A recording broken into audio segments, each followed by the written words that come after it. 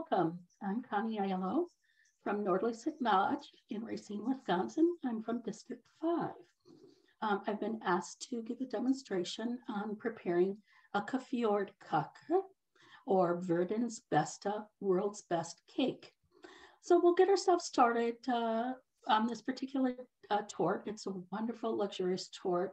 The first time I had it, the first forkful, I thought I was in heaven. The creamy vanilla cream custard in the center, the light sponge, the marshmallowy crisp taste of meringue was utterly delicious. I hope that you enjoy it and can follow along, and we'll make it as well. This cake has 3 parts to it. The first part is making the sponge and meringue, which we'll bake off, and then I'll move to how to make the custard filling, and I'll give you some options if you choose not to make a custard filling for yourself. And then the final part is to put all 3 pieces together. The biggest thing about this particular cake, and I will tell you the hardest part, is all the dishes you'll end up doing at the end. It's very simple if you follow my instruction. And again, I want to express that this is a demo. So if you are following along and baking along with me, please pause, because there'll be times where I'm swapping out an item because something needed to cool or something needed to be added. And I'll talk about those things as well. So I'm going to change my camera around. We're going to get started today, and let's get going. Excuse me for a moment as I switch. I'm here by myself. Okay, so I have my workspace in front of me, and this cake is a torte, and it's an unusual torte because the cake portion itself is actually made on a sheet pan. I have a half sheet pan that I've pulled out, and I have some parchment paper. And on my parchment paper, I'm going to open it up here so you can see, I have drawn a 12 by 9 inch rectangle. I've added a couple slashes on the top, and I'll talk to you about that when it gets to that point, why I did that. So you'll need to make a 9 by 12 rectangle, put it on your sheet pan, half a sheet pan. You can use a large cookie sheet, just be very careful when you pull it out, it may slide. And whenever we are writing pencil, marker, I've used a Sharpie today, and we've written on the parchment, we never want to put our baking goods, what we're going to bake, on that side. So I'm going to flip it over. So I've got it facing in my sheet pan here. I've got it all laid out, ready to go. And the first thing we're going to start out with is making the sponge. So I'm going to move my sheet pan off to the side for a moment and bring up all the ingredients we will need to make the sponge. We need a stick of softened butter. And remember, when we're looking at softened butter, when you've got it out on the counter for maybe an hour or so, you should be able to press and make an indent into the butter. If you can push all the way through very quickly, your butter is too soft. If you cannot make an indent, your butter is too warm. So those are kind of techniques. If you need to warm your butter sooner and get it softer and ready to go, you can always take a large water glass, fill it with water, and put hot boiling water into the glass, let it sit for a minute, drain the glass of the water, put the butter stick on its end like this, let me put it here, and go ahead and put the empty heated glass over the top. That will help soften your butter. Another way to soften it quicker is to also put it into cubes. So chop it up into cubes, that makes it easier. So we need 1 stick of butter, 1/2 cup of sugar, plus 2 tablespoons. So we have some extra sugar going on in here. We need 4 tablespoons of milk, always with any baking recipes, they call for milk. Always use the whole milk unless it's indicated. I have separated 4 egg yolks. I've kept the whites for the meringue, and we'll talk about that. Excuse me. I have 1 1/4 cups of all-purpose flour. I have 1 1/2, let me see, excuse me, 1 1/2 teaspoons of baking powder. And then to that, I've added a pinch of salt. And then I need a teaspoon of vanilla sugar. I use vanilla sugar by Dr. Oetker. You can find it in some of the grocery stores around here. Costco, World Plus Market also has it, or online on Amazon or other online sources. This is an imitation one. You can make your own vanilla sugar by putting sugar in a container, adding some stripped vanilla, whole vanilla beans in it, shake it up and let it sit for a month. Keep shaking it every week. You'll have your own vanilla sugar. I like the consistency of this one here. So as far as eggs, remember to separate them. Hands are a great tool. I have an egg separator that you can always use as well. So there are plenty of options that you can choose to separate eggs with. So I'm going to get ourselves started with the sponge part of this cake first. I have my stick of butter and I'm going to go ahead and put that in my mixer. I'm going to kind of adjust my camera here so you can see my mixer as well as I'm going. So the first thing we want to do is cream our butter and sugar. So I've got my stick of butter going in. And then I've got my sugar. I toss my sugar in and get started with that. I'm going to go ahead and put my mixer head down and I'm going to put it on medium speed and get it starting to cream the butter and sugar together. You can also use this with a hand mixer. So this is very similar to making a cake mixture. In the separate bowl, I'm going to go ahead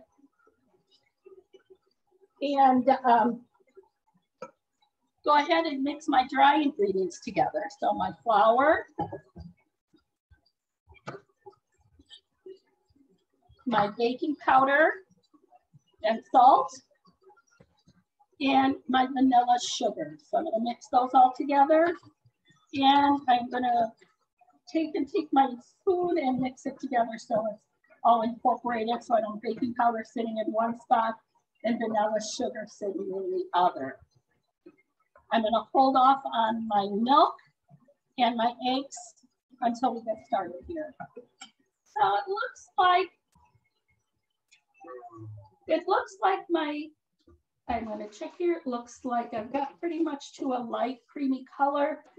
And I'll go down a little bit, incorporated all my butter and sugar together. I'm just going to scrape down my bowl. Give me a little help there. And let's put this back down. I'm going to give it a little whirl on that medium speed for about a minute here. While that's doing that, I'm going to start off by adding in my 4 egg yolks one at a time. So just gently push, let them drop in. You need to, you can always use your finger to hold an egg back. 2, 3, and 4. My 4 egg yolks are now incorporating. I'm going to add in my 4 tablespoons of milk.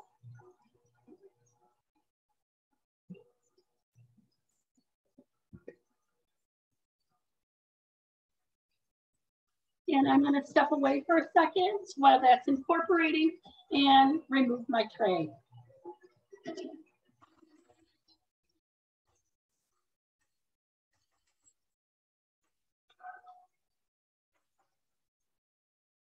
Alrighty, so that's incorporating well. So I have my dry ingredients here. We don't want to ever put our dry ingredients together all in one lump in this particular one, or in most cakes. So I've got a large spoon. I'm going to turn my mixer down to a stir. And ready. Oops, sorry, I have a dog and he likes to say, I think I have a delivery coming, so I do apologize. One of those things about being at home and recording from home, things happen. So I'm slowly incorporating my dry ingredients, keeping that mixer speed low because I don't want the flour and everything to be in a big poof outside of my mixing bowl. So just keep letting going and let it take its time, 1 spoonful at a time.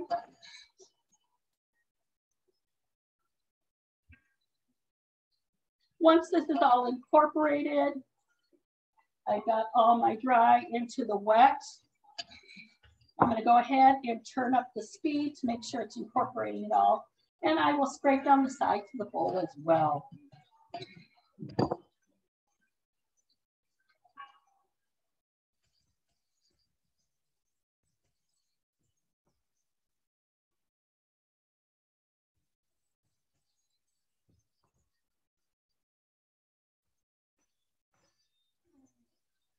A little bit left. And a little bit more here. I'd like to get everything out.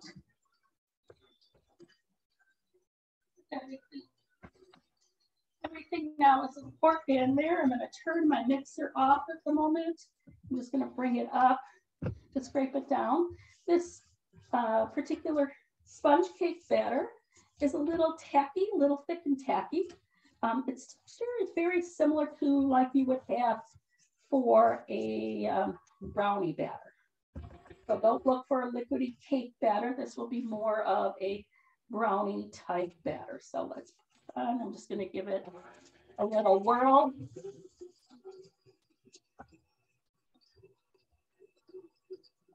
My board here.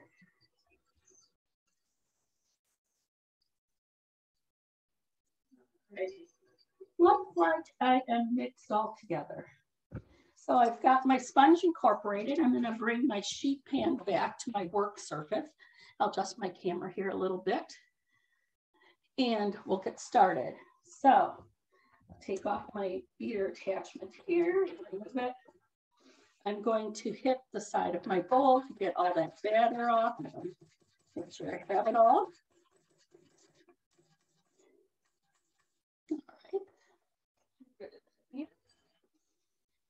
So one of the tips and trick tips that I found over doing this quite a few years and over time is that I found that I start off in each of the four corners with a dollop of batter. I just find it's easier to spread and you make sure that you get that corner as well. So it could be big or small. We're going to be pushing it towards the center.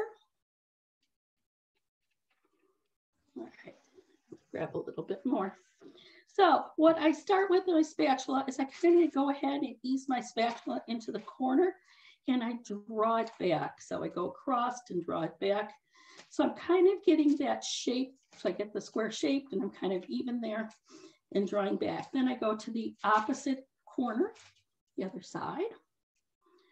And I do the same thing, spreading it out, pushing it towards the center, kind of easing it along that line. If it goes over the line, don't worry about it. This cake is not a perfectly squared cake. You don't have to worry about it. Its rustic nature is kind of its charm. And so I got here. As with anything, when you're doing it, make life simple for you. Turning around, it's like when you were taught in grade school about cutting with scissors. Don't turn your scissors, turn the paper. Keep your scissors in the same spot. Move your paper to where you need it. And the same thing goes with spreading this particular cake batter out. So I'm getting it here, etching my corners, spreading it towards the center. So I kind of get an even amount, kind of nudge up to the line and keep spreading it towards the center. I go along the line there just to kind of get it an even level if I can. Doesn't have to be perfect. As I said, this particular cake, the sponge meringue actually goes on top of it and it hides the sponge. So it's kind of an interesting concept and things. So I'm going to kind of move here and get a little bit more to do. And as you can see, it's kind of tacky and sticky. You know, it's kind of really like cookie dough or brownie batter type of thing. So it's not real liquidy. The unique thing about making this particular quart, this cake, is that the sponge cake is raw and is not baked prior to putting the meringue on. So once I get this finished, we'll be going to the second part of this part of this baking, and that is to actually make a meringue and put the meringue right on top of the wet batter, which is kind of unusual for most cakes or torts or pies, even like lemon meringue pies and that type of thing. You cook the pies first, then you come back in and you do the meringue. But this one is baked all together. So I've got just a little bit left. I'm going to see where I might need some additional help here, additional spots. And that's looking pretty good. Remember, doesn't have to be perfectly aligned.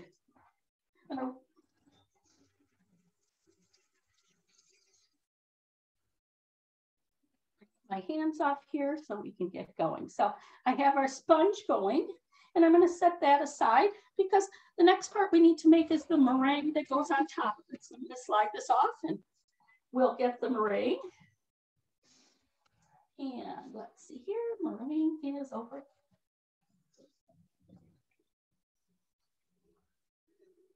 So for our meringue, we'll need another bowl. If you don't have it, you'll need to go ahead and wash and rinse and whisk.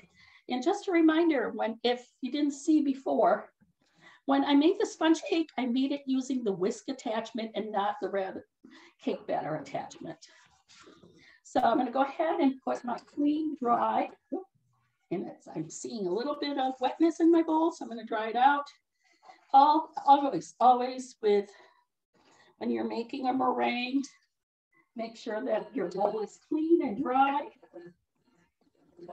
and that your whisk is clean and dry. Put the attachment on. Got it clicked there. So I'm going to go ahead and bring this up so I can bring the camera up so you can see. Well, let's see if we can get this here. We'll talk about what I've got here. I've got 4 egg yolks or 5 egg whites, excuse me. So I had the 4 egg yolks that I used in the sponge cake, plus I added another 1. I have fresh eggs. And when you have fresh eggs, the egg whites, you don't have as much. The older the eggs are, so if you've had them for like in the refrigerator for a week or so, you'll have more egg whites. It's a little bit more density, and I like a little bit more meringue. So I have 5 egg whites, 4 or 5, whatever you're comfortable with. I have a cup of sugar, and I have some almonds, and I have a half cup of sliced raw almonds. I also have a spoon that I'll need, and we'll talk about that, and an offset spatula. So we'll get moving on with the meringue. First thing we're going to do, and I'll move up to the mixer now, is I'm going to go ahead and put the egg whites into my bowl. I'm going to go ahead and turn my mixer on to high speed because I'm whipping egg whites. So I'm going to go to high speed. And I'm going to do that for about a minute. What I'm looking for in my bowl is foam. If at any time you do not have foam in your bowl, that tells you that either your bowl, something was dirty in your bowl, or there was some little piece left over, or your whisk was not clean, there was something left on it. Or the other option is when you separated your egg whites, you got some egg yolks into your egg white. So my mixer is going on high. I'm looking into my bowl, and remember, I'm looking for foam. So I'm going to turn my mixer off.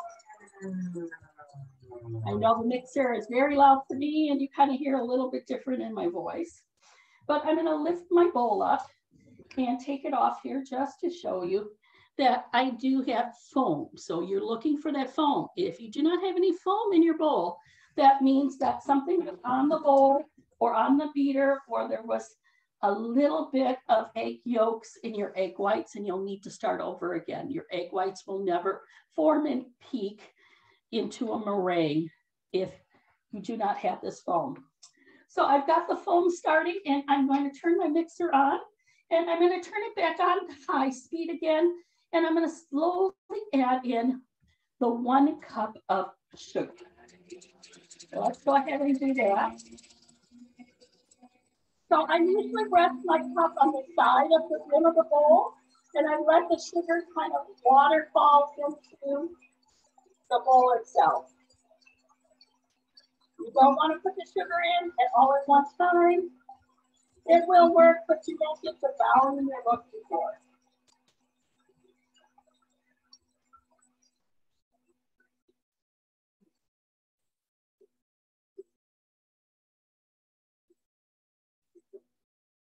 Remember, it's waterfall, take your time.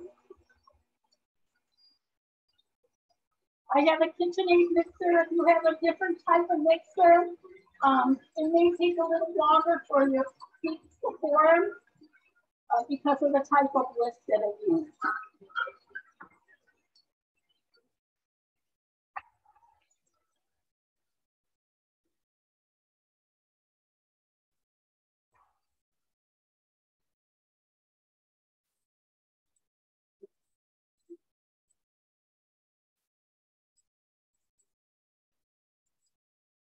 So my meringue is forming. It's starting to be glossy. I'm looking for stiff peaks.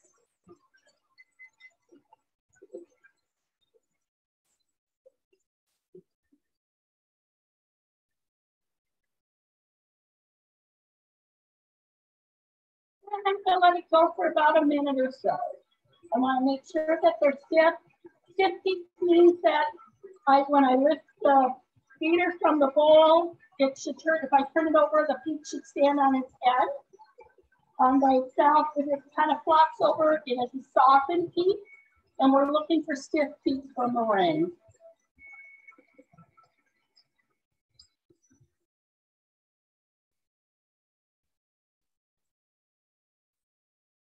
There, let's go ahead and check.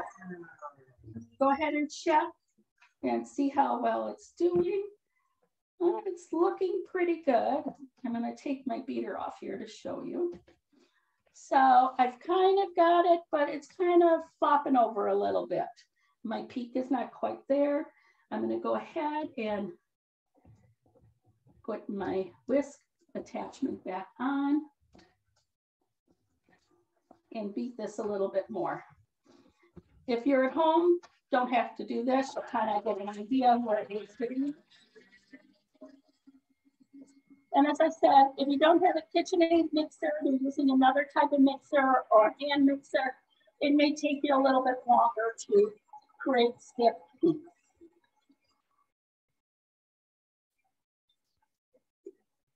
While that's going on, I'm going to bring back my tray with my sponge cake, and we'll get started soon with that. So let's take a look.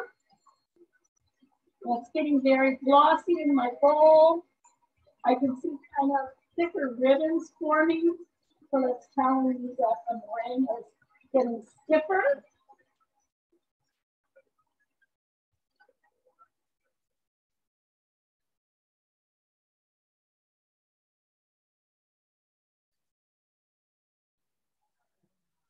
I think we are there. So let's take a look.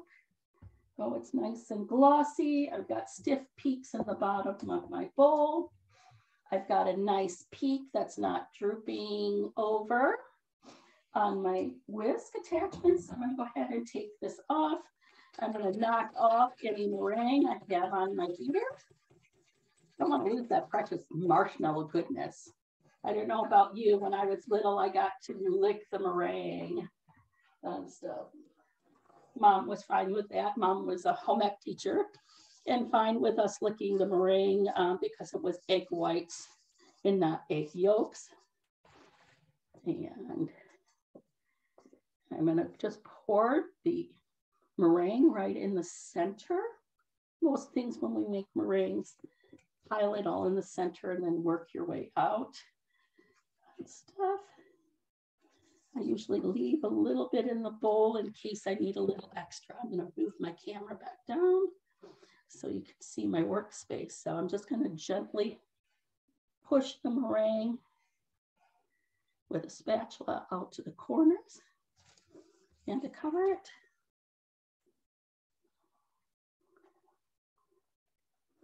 Some of you may be wondering why I'm not doing this in a 9 by 13 pan or some type of pan.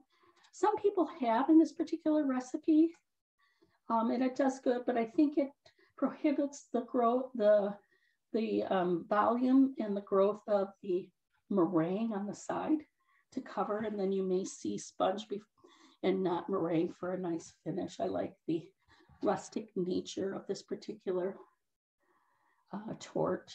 In the meringue, it gets really puffy before it settles down and things. So I'm getting kind of close to the edge here.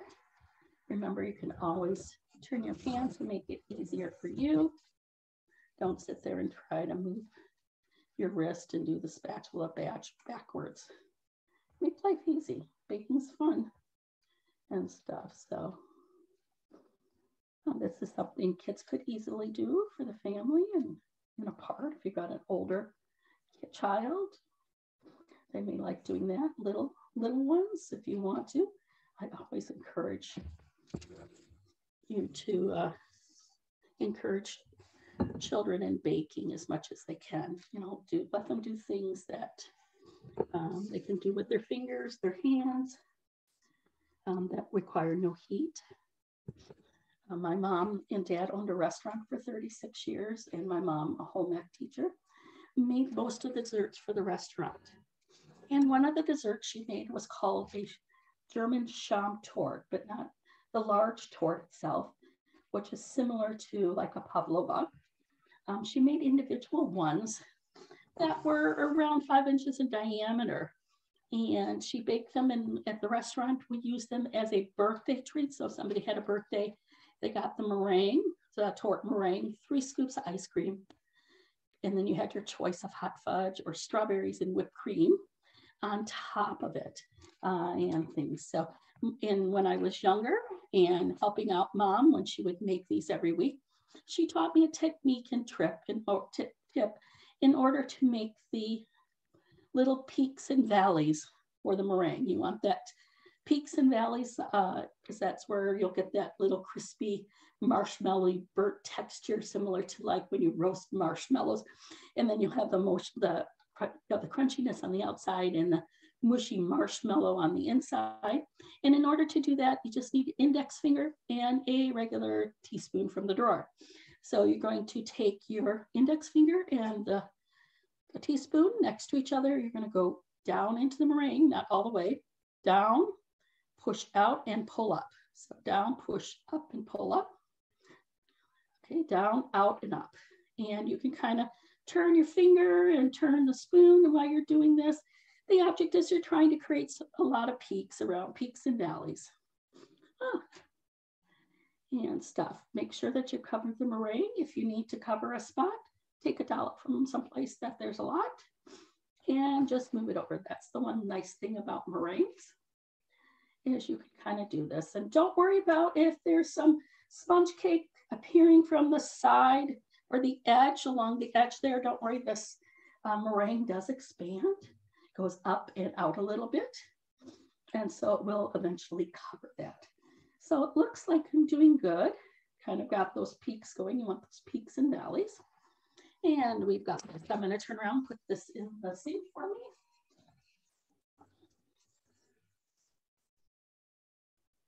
As I said, the biggest part and the hardest part about this whole particular torte, this cake, is all the dishes. So I've got my sponge layer underneath. I have meringue on top. I've created peaks. I'm going to go ahead and now I've got 1/2 cup of raw sliced almonds.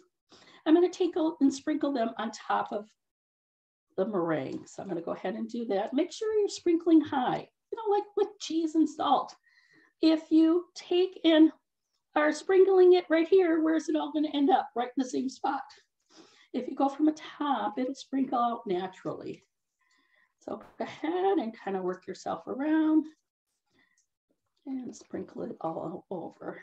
So you kind of have an even coverage of almonds. You don't have to use all of them if you don't like. If somebody is allergic to almonds, maybe leave it off or use a different type of nut, maybe like a walnut or something. I would stay away from like cashews or macadamia nuts. They have a lot of oil in them. and I don't think the meringue would turn out that great. So I'm almost done here sprinkling. I have my oven set to 325. And I have the rack on in the center of my oven. So in the center rack of my oven. So in the center. And I'm going to go ahead and put this in the oven so we can get started on this. It takes about 30 minutes to bake this particular part of the torte. So I usually set it for around 25 minutes and then I check. We're looking for a light golden brown. So I'm going to set it for 25 minutes.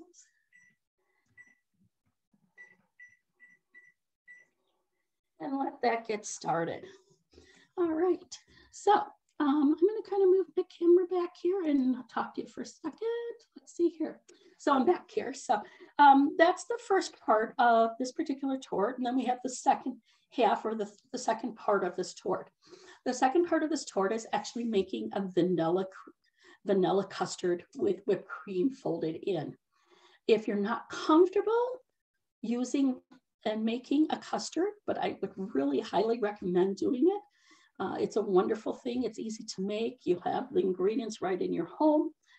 And the vanilla custard that we're making is the vanilla custard that you find in eclairs.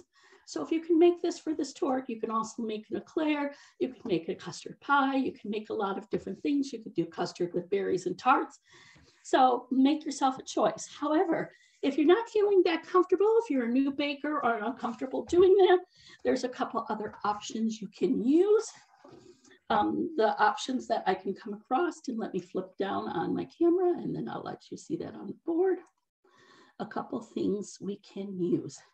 The first thing we can use always is we could use cook and serve vanilla Jello. You can even use the regular Jello that you make with the cold milk, very easy. You can use those if you don't want to make a custard. The other one that you can do is there's Bird's Original Custard Powder. And this isn't a custard in the powder form. The eggs are in a powder, so it's powdered eggs and everything. So you mix things together. Just follow the instructions on the back. You can find this in some specialty grocery stores. I found it at Woodman's in our area. I found it also at Sendik's. You can also find it online or some English stores as well. It's an English product. So I've got that. So I'm going to talk about making the fake custard. So back on my stove, I'm just going to check here. I've got 2 cups of warm milk, 2 cups of milk warming up, and I'm looking for a temperature of 185 to 195. And I'm going to go ahead and bring over what I need for this for the custard. So for the custard, we're going to use a 1/2 cup of sugar. We're going to use 3 egg yolks, no whites, just the yolks. I've got a tablespoon of flour and a pinch of sugar. And I've got some cornstarch. And the cornstarch, I have 1/4 cup of cornstarch. I have 1 teaspoon measuring, and I have some vanilla extract. And that's what we're going to use. So I'm going to flip my camera over and we'll get started. And I'm going to talk a little bit about the history of this particular dish and check on the warming of my milk. So warming milk is a lot like if you are an older generation, you warm milk up for bottles, the same thing. If you want to make hot chocolate, warming milk is on the stove is the same thing. You want to keep stirring it with a spatula. So I'm going to go ahead and switch my camera over. And let's swing it, so pardon me. There we have it on our stove. I've got my warm milk going. I'm stirring. I have an instant rate thermometer with me. I'm going to stick it in, and I'm at 175 right now. I'm looking to get to 185, 190. I'm stirring with my spatula, getting off the bottom. We don't want to scorch the milk, and we don't want burnt milk at all, so we don't want to scorch it. My temperature control on my radiant heater glass top is around medium heat on the burner. you kind of maybe will have to adjust, but start at medium and then adjust it high or low, depending on how quickly it's warming up. So I'm checking again. I'm at 184, 185, so that looks like I'm right where I need to be. I'm going to turn my burner down to low, and I'm going to set my milk aside here for the moment. And I'm going to swing back my camera, and we'll talk about what we need to do prior to adding in the milk. So here we go. Apologize here. So I have a Pyrex mixing bowl, any bowl will work. I have a balloon whisk, so any type of large whisk would work out well for this. And the first thing I'm going to do with the, I'm going to do is take my 3 egg yolks, make sure I get that pretty good, and my 1/2 cup of sugar, and put them together. And I'm going to start whisking them together. So I'm going to got it in here, kind of incorporating the egg yolk and the sugar together to create kind of a yellowy paste.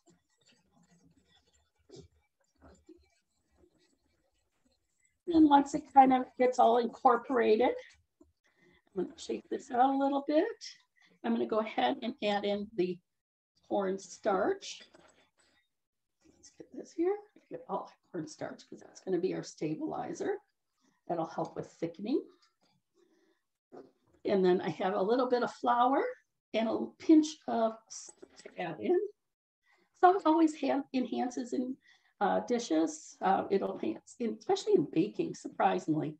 And I use unsalted butter when I bake because then I can control the amount of salt that's in there. But if you have salted butter, it's okay as well. So I'm kind of mixing this and incorporating it together to kind of make it a thick egg batter. And I've got it there. So the next thing I'm going to do, I'm going to just tap this off a little bit. Remember, I have that milk warming to 185, 190. And I'm going to add my warmed milk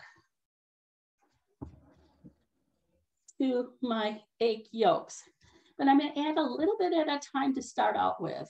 And adding a little bit of warm ingredients like milk into an egg yolk is called tempering. What we want to do with temper, and why we call it tempering, is that when I'm adding a little bit at a time and mixing it together, I'm bringing up the egg yolks to the temperature of the milk.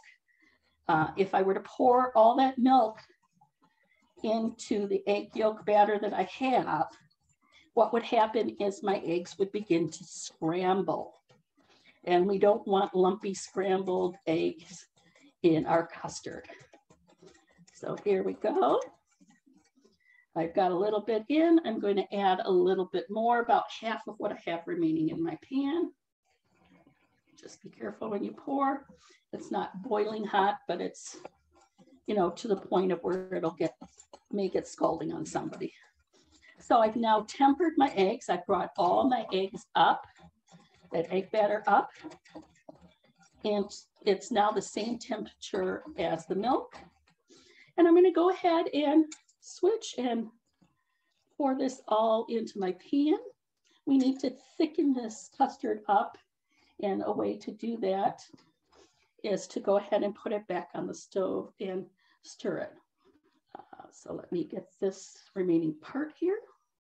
And I have a little bit of the batter that came off. Don't want to lose that. So I'm going to add that in here as well. And I'm going to go back over to the stove. So come on with me. Let's turn on burner. Here we are, sorry. And so I've got my mixture, my custard mixture. It's very liquidy at this point. I'm going to turn back up my temperature to a medium heat. And I'm going to go ahead and grab that balloon whisk again. And this is the most important part besides tempering when you're making a custard, is that you have to keep your eyes on it. So the milk, you want to keep stirring as it warms. You want to temper the eggs. And then when you're thickening the custard, which doesn't take too long, you want to make sure that you're here. Don't walk away from the stove. Keep it going and keep stirring. It'll thicken up in a few minutes. And while I have a few minutes and why I'm stirring this and whisking this to keep it going, I'm going to tell you a little bit about this particular quart, because I said it was a very luxurious quart. Kvæfjordkake, sometimes people will call it Verdens, Beste. Verdens have something called Beste cake, which is very similar. And that is a cake that they're all very similar. So again, this is a sponge cake with a meringue topped with almonds, and then it'll be filled with a vanilla custard cream, and then finally topped with powdered sugar. Some people will, in the custard, if you notice, I'll be putting in vanilla extract after this comes and thickens. So I want all that temperature. I don't want the vanilla to kind of subside itself. And however, some people will put rum instead of the vanilla in the custard, or some people will just do custard without the whipped cream. We'll be adding the whipped cream today. And so that, I think, makes it a little bit more delicious. The inception of this cake began in northern Norway on the island of Hilnoya in the town of Harstad, a popular cafe run by two sisters who both lived in the neighboring area of Kvæfjord. In the 1930s, they wanted to expand their cafe offerings. And in doing so, they purchased 2 recipes from a Danish chef for around 200 krona, about $500 today. So kind of expensive for 2 recipes, but I think it's been worth it. One was a cake recipe for a king cake with a large amount of almonds, which were expensive. So one of the sisters decided to modify the recipe. Over time, the cake became so popular that it began to be known as the Kvæfjordkake, based on where it was from. As you can see, my custard is starting to thicken up a little bit. I'm keeping stirring and keeping an eye on it. So it was, as I said, it was very popular. The recipe was passed down from others over time with the sisters. And so the exact recipe is somewhat of a mystery.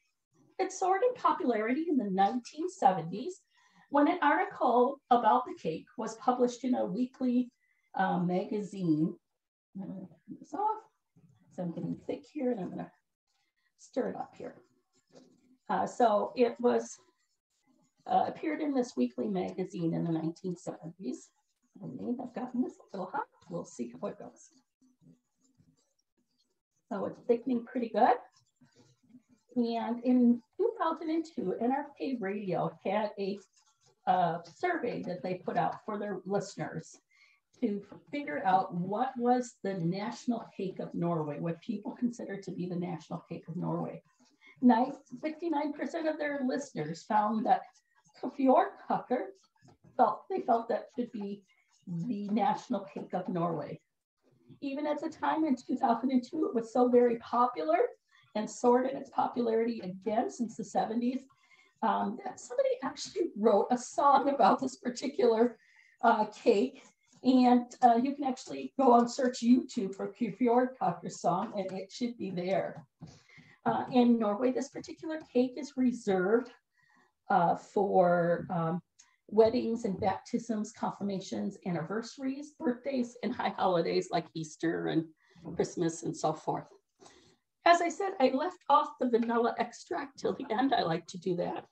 So I'm going to add in 2 tablespoons of vanilla extract at this time and whisk it in. 1, 2. You can also use the rum if you want, or rum extract if you want to do that as well. It's up to your choice.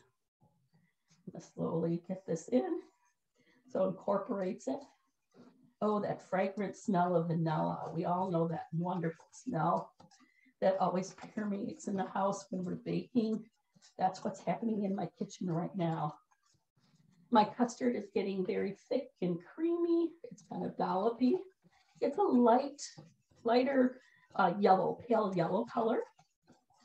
And I've got it good, and I have no lumps in it. I'm going to shake out my whisk at this time and put it in my bowl here, workspace.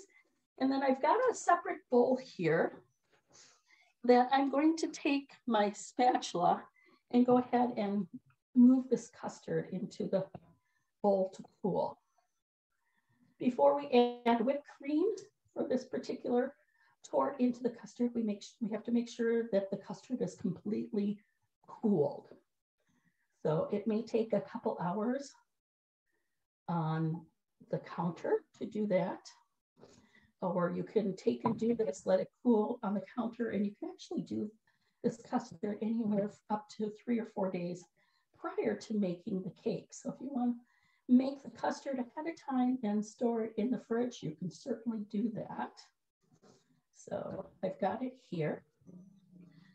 And I apologize, my dog is being a little obnoxious today. He's a little thing, but for something or other, things are going. I'm gonna grab some plastic wrap to cover this custard. So as I said, you can leave it on the counter to cool. Often when I'm making this particular cake is that I actually will make the custard first and let it cool before I make the sponge cake. So I kind of do it in reverse because it gets more time. It takes longer for the custard to cool than the cake to cool. So I've got to burn the top. So when we cover custard, any type of custard, it's like puddings and things. So if you've made pudding at home and you put it in cups or in a bowl in the refrigerator to chill, and it sometimes gets that skim on the top of it, it's allowing the air to circulate on top, and it's drying out the top part of the custard. And we don't want that for this particular dish. So the way to solve that problem is to take plastic wrap, saran wrap, and take and push it down in the bowl on top of the custard all the way around. So it's on top, so we're not sealing the bowl across the top, we're getting it down. You can leave it on the counter to cool. Remember, our eggs have already been cooked, and that milk, the reason I said 185 to 195 is that makes it a little bit better food safe for us. So I'm gonna go ahead and set this aside here. And I'm gonna turn my camera back and we'll get started on the other part of it. So let me flip here and we're gonna get ourselves back up. Here's my board again. Let me clean off my workspace. Excuse me for a moment. Let me get this all out of the way.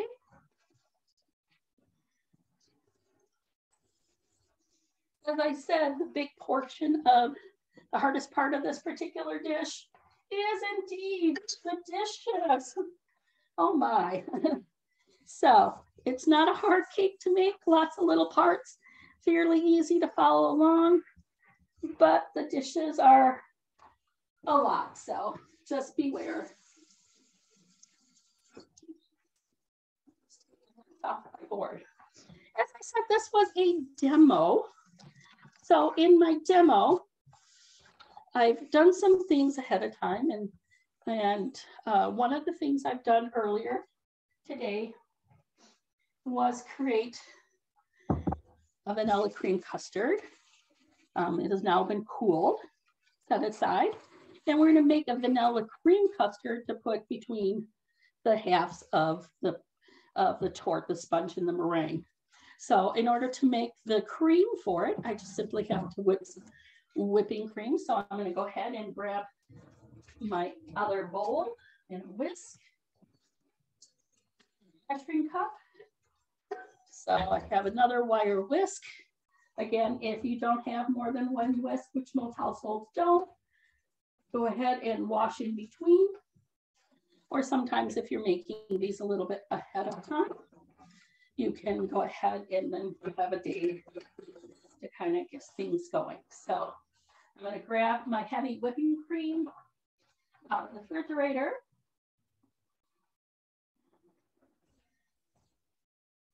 And I'm going to do roughly, I usually do about 1 1/4 cups of heavy whipping cream. So I've got that measured.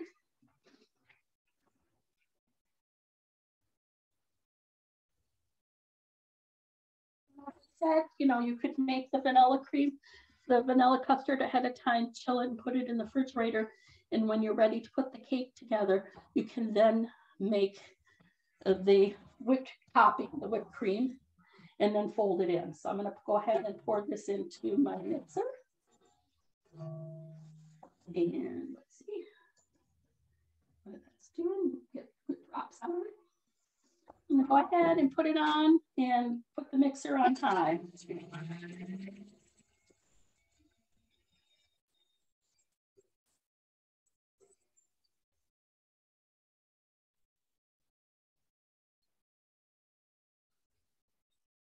it didn't take too long for my whipped cream to come together.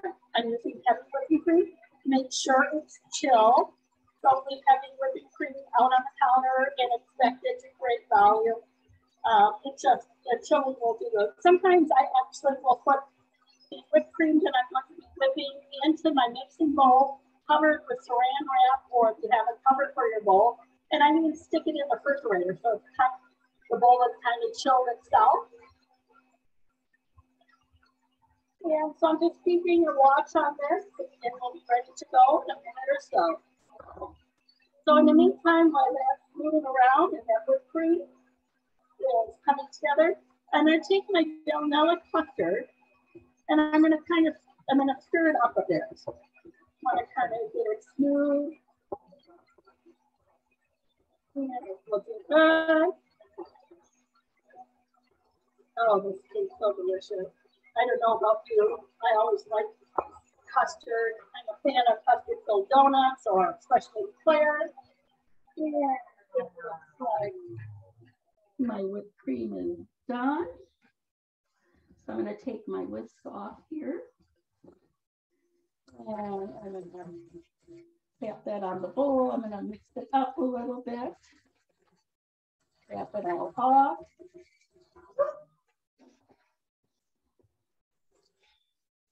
Don't be threatened by all the bowls and whisks. You know, just take your time and wash and dry your bowl and whisk. It doesn't hurt anything. It's just a little time consuming. So the next thing I'm going to do is I'm going to take my whipped topping. And by the way, if you don't want to take the time to do whipped topping, or you don't want to do it, you can always use like a Cool Whip or, you know, a tub of ready whipped cream. I would not suggest using like a ready whip at all because it has too much aeration in it. So I want to talk about folding in whipped cream into something. Whenever we're folding in whipped cream and making it light, we've made that cream real fluffy and everything, and we don't want to deflate it. So we want to fold. Folding is going down, up, and over, and turning your bowl down, up, and over. We're not stirring it. When you stir it all together, you're losing its volume and deflating. So I'm going down in the center and flipping it over. So down, up, and over. I had years back, my mom received a card from one of her students from the 50s. She had seen her name in the newspaper, and we knew it was one of her students and before she even started, because she addressed it to me. When she talked to her, wrote to her, she said, "Miss Aiello, your home ec foods class was awesome. And I remember to this day, and I've taught my children and grandchildren how to fold down, up, and over." So one of the things I've taken away when I've cooked, my mom was almost in tears. Enjoyed that she has continued on baking and cooking tradition with her family. And that's kind of what she imparted. And I've kind of been the same thing. Growing up in a restaurant, having a mom as a home ec teacher, I've always loved to cook and bake. And I get so much joy in sharing with others. A few years back, before COVID hit, I had about 5 of our lodge members who wanted to get the cultural cooking pin. This could be for level 2 cooking, which is baked goods and things. Could be one of your recipes. And they were a number of them. So I decided to host them at my house.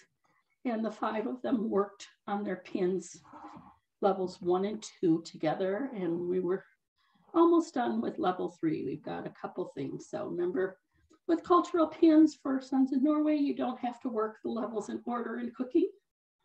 You just can't make the same thing twice. So I folded in the cream into the custard. So we've got a vanilla cream. And if you've ever watched the British baking show or cooking show, and they talked about a creme pâtissière, that's what we've made here. So I'm going to set this aside for the moment, and I'm going to bring over the sponge and meringue that I've made earlier today. Oh, and it looks like my other one's going to come out from the oven, so let me hang on and grab that. Okay. So let's take a look. Oh gosh, this is looking wonderful. So this is the one we've done. We just recently done. Oh, I got to close my oven door. Trying to do too many things at once here. So if you noticed, the meringue got really puffy and over the top. It will settle a little bit with the sponge cake underneath, so don't be alarmed. I'm going to set this tray on a cooling rack to let it cool. And I'll talk about what you can do. I did a second one, and I'll talk about that part of the cake and what you can do and how you can have this kind of pre-made parts of it for yourself. And so the day that you wish to serve it, you don't have to do it all at one time. So when I thought about this and I was working, it's like, how do you know that the sponge cake is cooked underneath? There's no way to see it or anything. I could put a thermometer in it, but it's not thick enough. The easiest way to do that is to take a large spatula or offset spatula, whatever you've got. I've got one here. I take a little bit larger one, like a cake one, and I'm gonna go here. And what I did is I kind of go underneath and I lifted the meringue. And if I could get my spatula underneath and lift the meringue with the sponge cake, and if it's coming easy, that tells me the cake is done. So I'm going to go around all the edges so my meringue doesn't break and I don't have pieces of sponge left on the parchment. It shouldn't be, but you always get it. So I'm going to do that. Oh, in fact, I'm going to make it easier while I'm talking here. I'm actually going to slide it off my baking sheet. So let's go. So I've got it on my baking sheet, the parchment, and I'll tell you why I did the parchment and the extra lines. This is where it all comes in handy. So I'm going around here with my large spatula, making sure, remember, you can always turn your board, make life easy for you.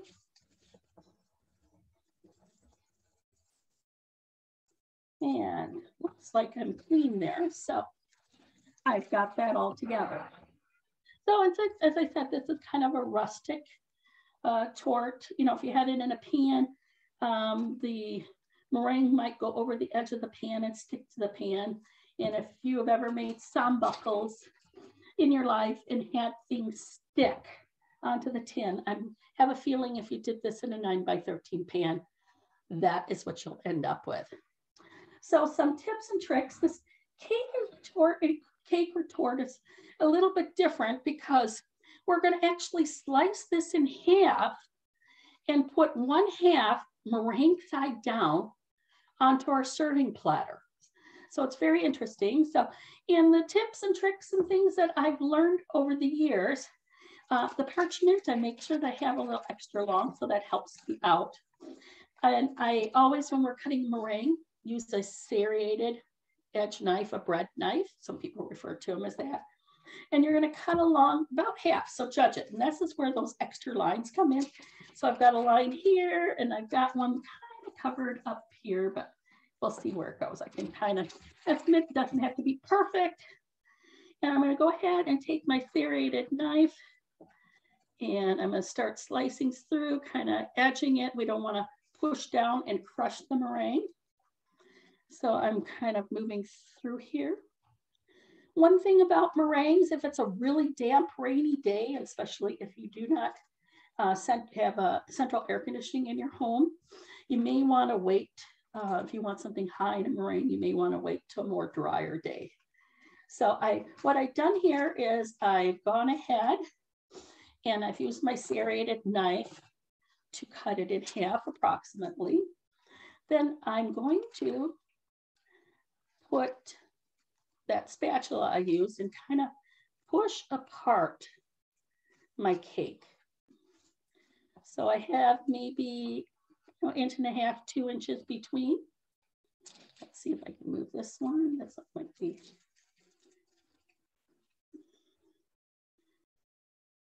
Yeah, so it looks like I got pretty good. So what I found in a tip and a trick that I had for what I found doing, I'm going to grab a scissor out here, kitchen shears, is I cut it in half, kind of wiggled it apart. Then I'm actually going to go ahead and take a pair of scissors and cut the 2 pieces in half.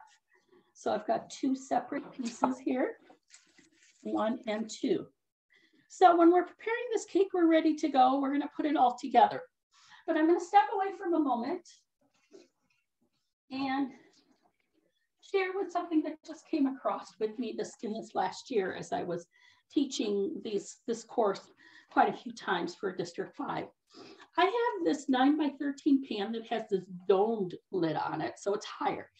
And I found that actually the 2 pieces of the tort part, or this the sponge and meringue part, actually will fit into the 9x13.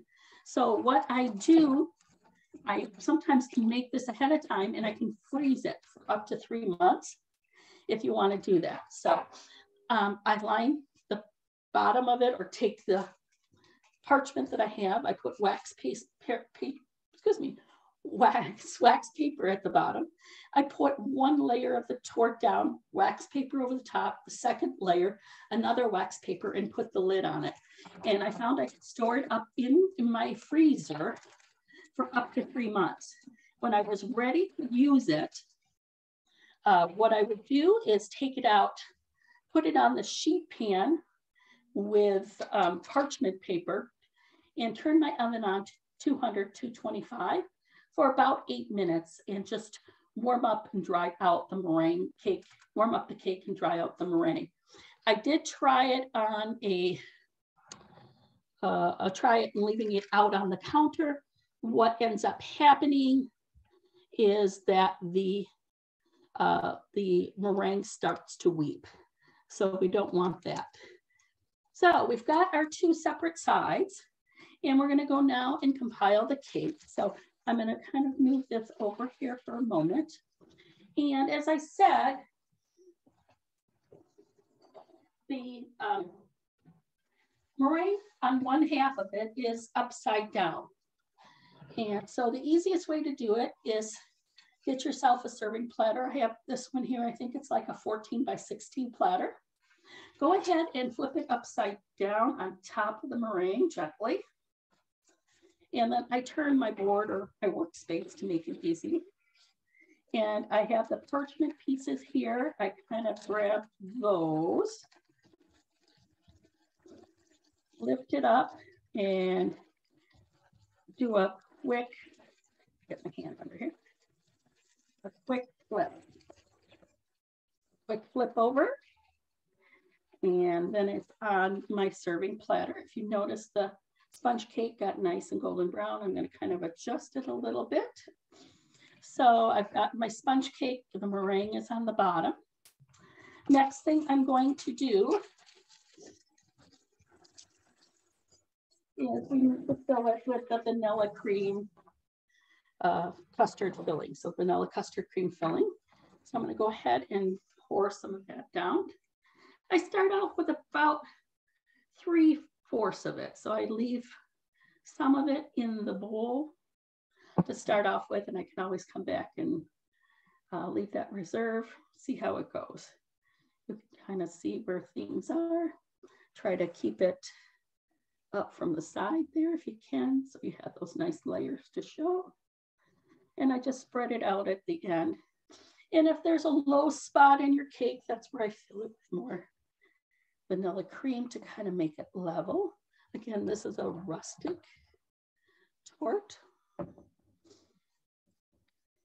And sometimes I use all the vanilla cream custard. Sometimes I don't. I just kind of by feel, depending on how much you want. And as I remind, some people do not add in the whipped cream into the custard. They just simply do custard, and your tort becomes a little more flatter.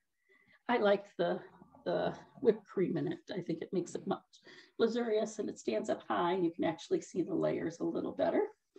So I've got some here, a little bit more, looks good. I do have some left in my bowl, so I didn't use everything, but I think that's maybe enough.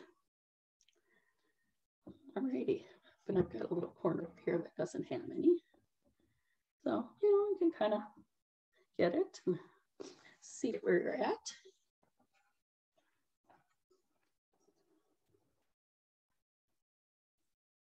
Alrighty, so next is a little harder part, but we can see if we can do it.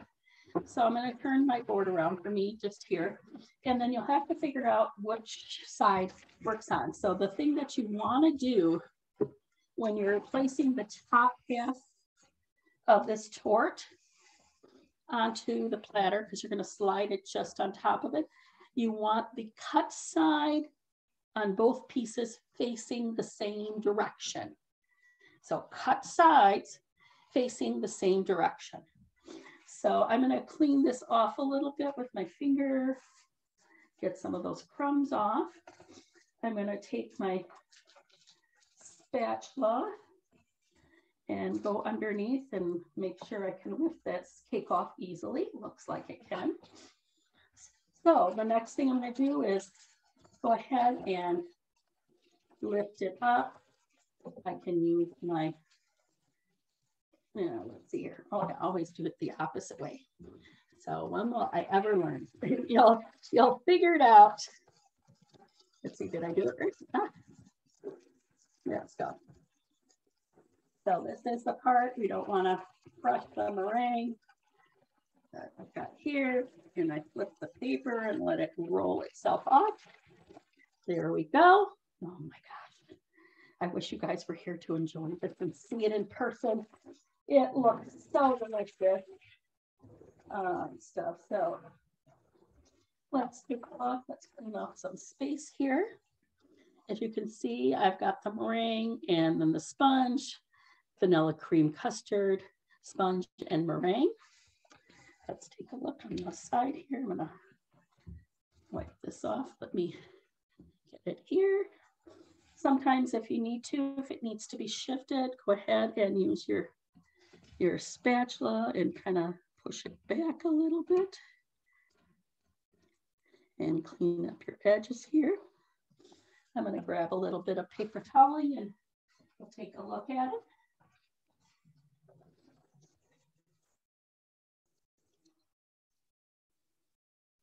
So, this is the Kvæfjordkake, and I'm going to just give it a little presentation. I take a little paper toweling, or you can use a napkin, something that's clean, and wipe your cake off, your serving platter off.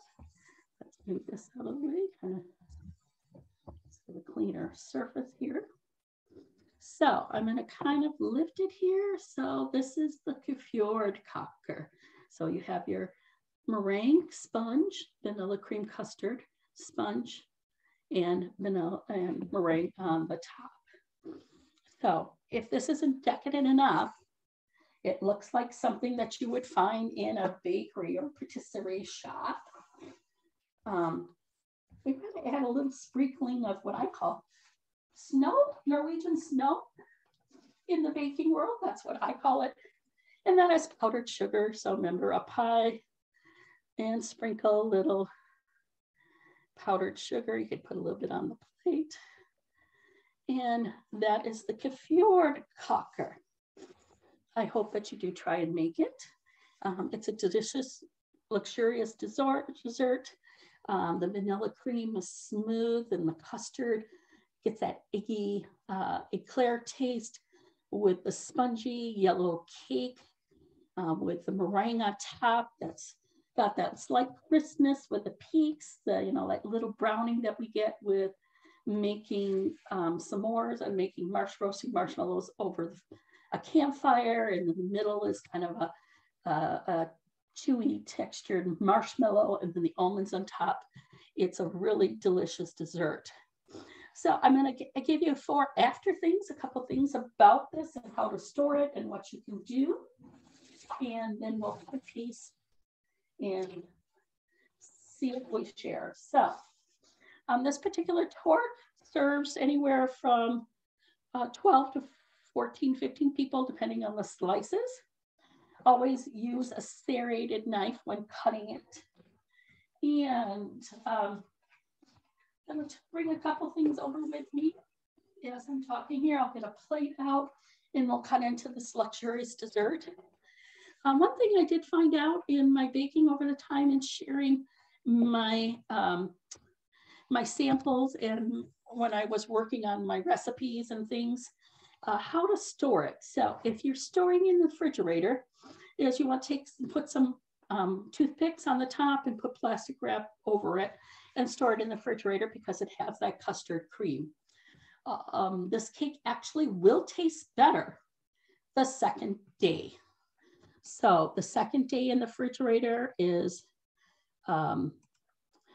it actually has its truly best cake and things. So I find it 3 days in the fridge, about max, then the sponge and the meringue get really kind of soggy. So optimum 3 days in the fridge after you've cut into it. So, you know, today and stuff. So, and in my baking and trials and testing and everything, I've made a ton of these in my cooking classes as well. As you can tell, I make 2 of them for every class. So, you know, lodge members and family and friends have been very excited to receive a little bit of this. And I'm like, well, how do I take it to them without destroying it? And paper plates didn't work. Well, I found that these storage containers, food storage containers at the grocery store, I think this one's like a 4.5, let's see, 3-cup size. They come in like, there's like a set of 4 of them, very inexpensive. I found that these work great as a carrier. So what I do is instead of it carrying it this way and trying to drop it in, I make a cake carrier out of it.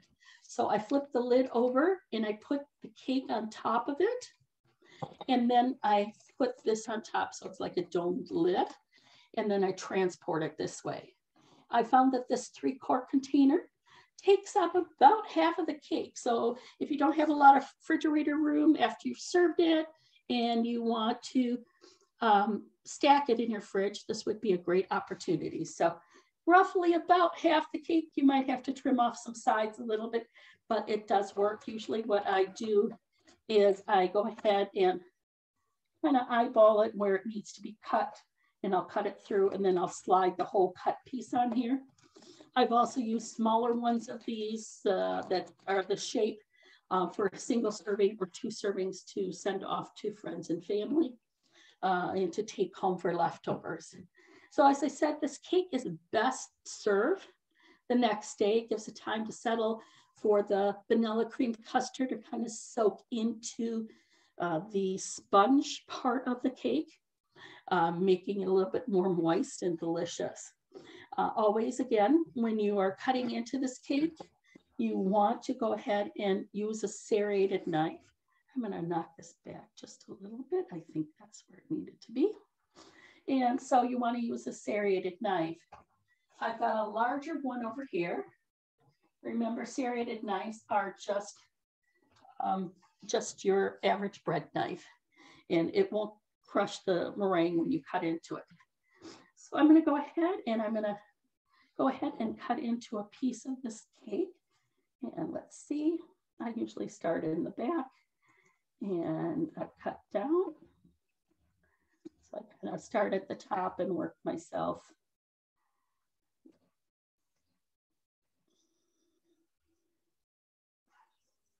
Sorry, my dog is barking today. I apologize. It's been one of those days for him. So I'm going to go ahead, wipe off my serrated knife, and I'm going to cut a piece for myself on the plate here so you can see what it actually looks like served. Just be very careful. Go ahead and flip my stack underneath the cake. I've got to cut through all the way, I think I do. And got my layers of cake. Slide that off.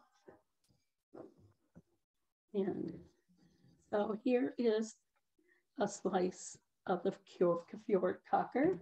If you can see, this is what the layers look like in between. It's a beautifully presentation of a cake. Not a lot of effort, a lot of time, but not a lot of hard things, just a lot of components. But everybody is very impressed and will think that you got it from the bakery when indeed you baked it for yourself. So I hope you enjoyed this presentation. If you have any comments, please let me know. I'll be happy to answer any questions. Looking forward to some other videos and demonstrations coming on the website again, and things. I enjoyed working with you. Again, this is a demo. So if you're baking along with me, please stop, let everything cool, and take your time. If you want to watch it, sometimes I tell people and my students to watch it all the way through once, then come back. You kind of have an idea of what all the components and parts of it. So there's a lot of different parts. It's not a hard cake to make, just a lot of parts and definitely a lot of dishes.